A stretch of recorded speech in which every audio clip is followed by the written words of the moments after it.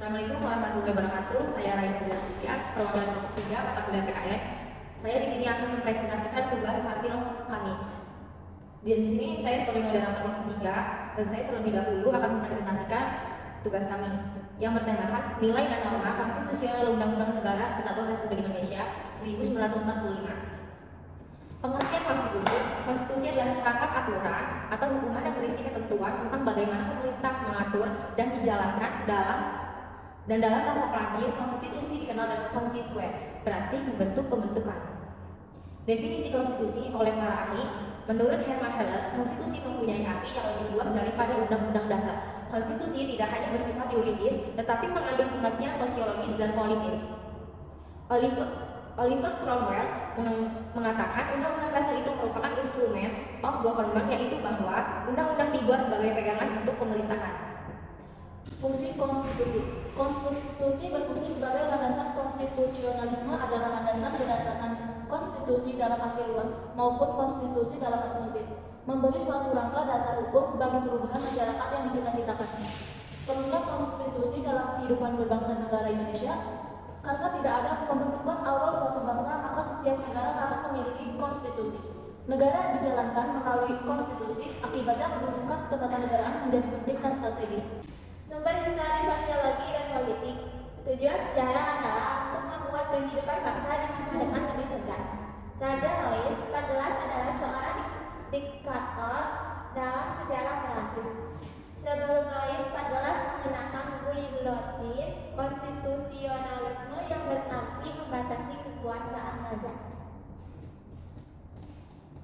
Membangun argumen tentang dinamika dan tantangan konstitusi dalam kehidupan berbangsa negara Indonesia.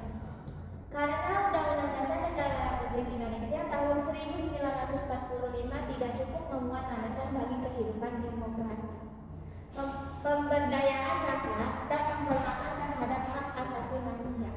Maka banyak terjadi pemberontakan oleh mahasiswa dan masyarakat pada awal reformasi. Diperlukan hal-hal sebagai berikut. Yang pertama, mengamandemen Undang-Undang Negara Republik Indonesia 1945. Yang kedua, menghapuskan doktrin demi fungsi Angkatan Bersenjata Republik Indonesia. Yang ketiga, menegakkan supremasi hukum, penghormatan hak asasi manusia atau HAM, serta pemberantasan korupsi, kolusi, dan nepotisme atau KKN. Sesuai dengan kewenangan yang dituangkan dalam pasal 37 Undang-Undang Dasar Negara Republik Indonesia tahun 1945, MPR melakukan 4 kali amandemen berdasarkan hal tersebut.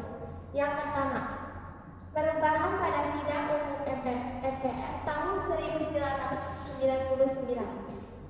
Yang kedua, perubahan pada Sidang Tahunan MPR tahun 2000. Yang ketiga, perubahan pada Sidang Tahunan MPR tahun 2001. Dan yang keempat, perubahan pada Sidang Tahunan MPR tahun 2004.